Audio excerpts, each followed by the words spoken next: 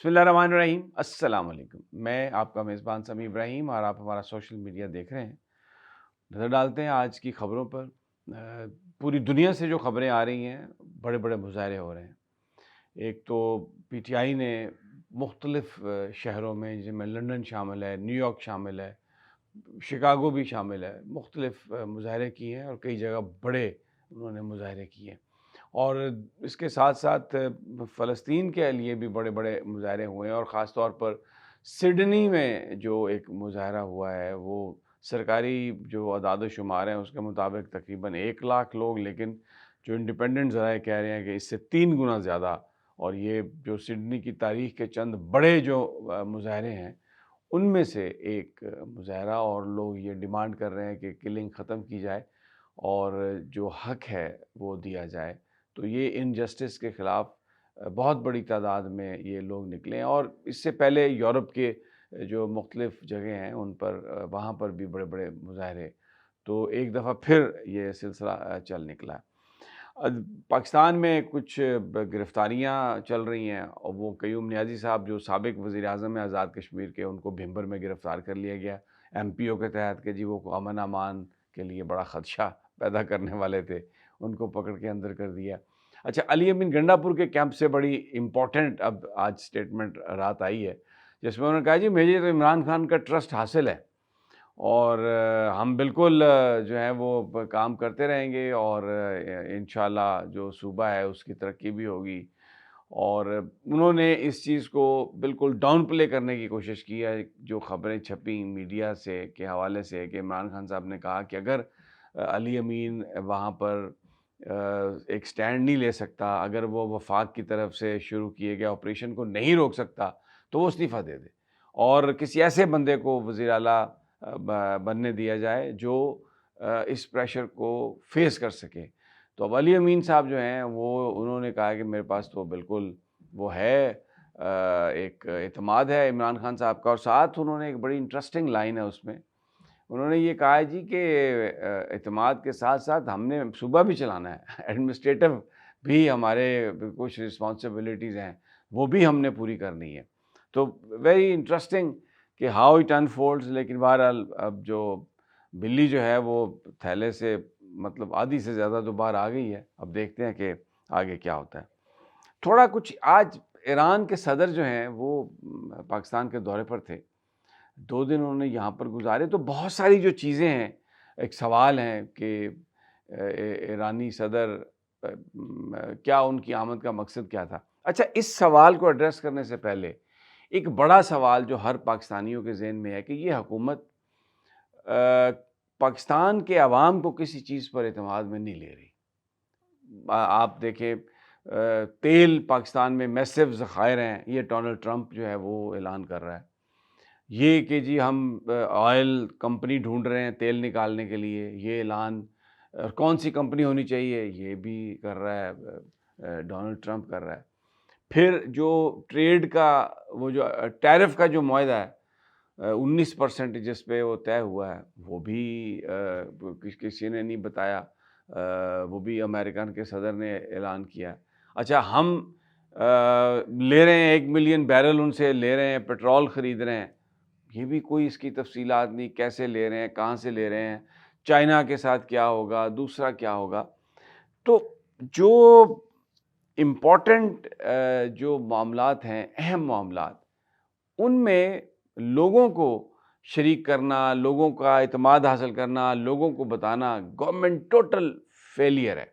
یہ ایک سب سے بڑی وجہ ہے کہ جو پاکستان کے لوگوں کا جو اعتماد ہے وہ اس حکومت پر قائم بھی نہیں ہو رہا، اس لیے کہ یہ کسی چیز کے بارے میں جو بھی یہ امپورٹنٹ معاہدہ کرتے ہیں، ریکارڈنگ کا آپ کو اور ہمیں کیا پتہ ہے، کچھ پتہ نہیں ہے۔ 1.9 ٹریلین کے وہ ہیں۔ تو ابھی یہ جو سارا معاملہ اس طرح چل رہا ہے، تو اس میں بیچ میں یہ ایرانین پریزیڈنٹ کا دورہ آ گیا۔ اب بات یہ ہے کہ ایرانین پریزیڈنٹ اس لیے آئے پاکستان، جو ہماری ڈپلومیٹ سے بات ہوئی ہے کہ اسرائیل نے جو ایران پر حملہ کیا تھا، اس کی پاکستان نے اس کو سپورٹ کیا، بہت اچھا سپورٹ کیا، اور بھی بیہائنڈ دا سین کچھ چیزیں انہوں نے کی۔ تو وہ آپ کو یاد ہوگا کہ تشکر پاکستان، ایرانین پارلیمنٹ میں یہ نعرے گونج رہے تھے، اور وہ پاکستان آئے ایرانین پریزیڈنٹ، اور دیکھیں سمبولک کتنا، آتے ہی وہ لاہور چلے گئے اور سب سے پہلے علامہ اقبال کے مزار پہ گئے۔ کیا یہ معمولی بات ہے؟ یہ معمولی بات نہیں ہے، یہ بڑی زبردست بات ہے، اور حامد میر صاحب نے اپنے کالم میں ان چیزوں کا ذکر کیا ہے آج، جس میں انہوں نے بتایا کہ جو ایرانین صدر ہیں یہ ہارٹ سرجن ہیں، لیکن یہ قرآن کے اسکالر بھی ہیں۔ پھر انہوں نے یہ بھی بتایا کہ اقبال کو اقبال لاہوری کہا جاتا ہے تہران میں۔ تو بڑی ایک علامہ اقبال، شاید ہم اتنا زیادہ ان کو یہاں پر وہ اہمیت نہیں اب دیتے آج کل، کیونکہ بہت ساری باتیں ایسے ایشوز پر ہو رہی ہیں جو نہیں ہونی چاہیے تھی، لیکن ایران میں علامہ اقبال کی شاعری جو ہے وہ نصاب میں بھی ہے، اور جو ایرانین سپریم لیڈر ہیں علی خامنائی، ان کو 2000 سے زائد علامہ اقبال کے شعر یاد ہیں۔ اس سے اندازہ لگائیں پاکستان کے ساتھ، اور آپ یہ بھی اندازہ لگائیں کہ کیونکہ علی خامنائی پہلے صدر بھی تھے 80s میں،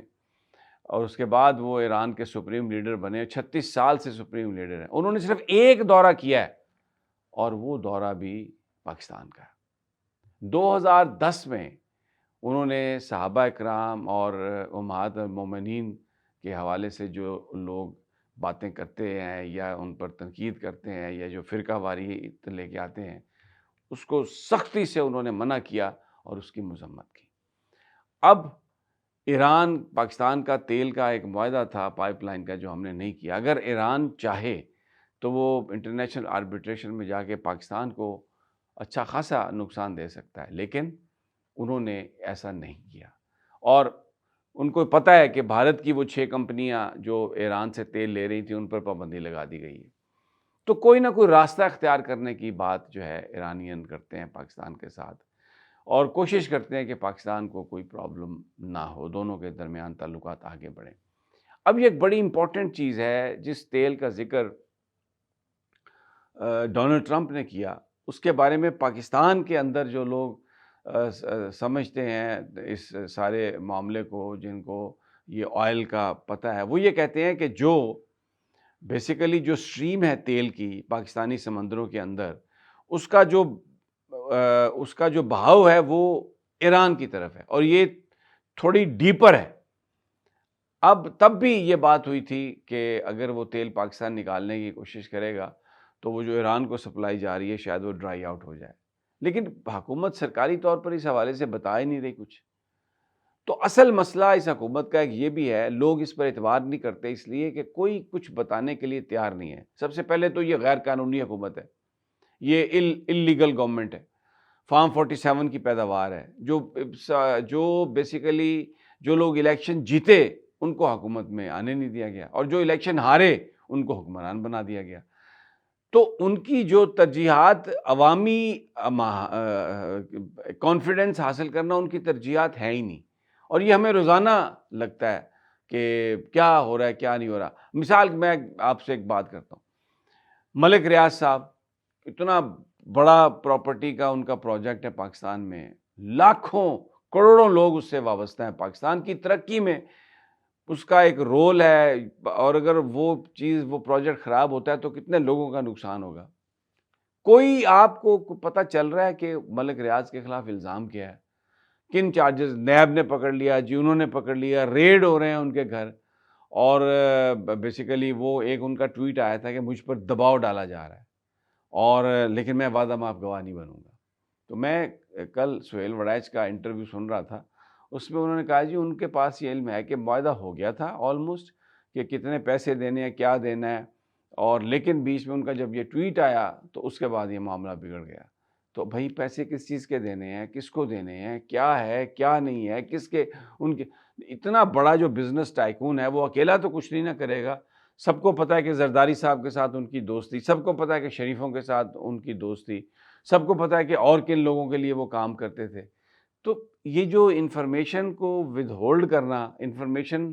کو اپنے تئیں اپنے پاس رکھنا، اور ہمیں باہر سے پتہ چل رہا ہے، یہ ایک سب سے بڑی بنیادی وجہ ہے کہ لوگوں کا اعتماد جو ہے وہ بحال نہ ہے، نہ تھا، اور نہ ہوگا۔ اجازت اگلی ویڈیو تک۔ اللہ نے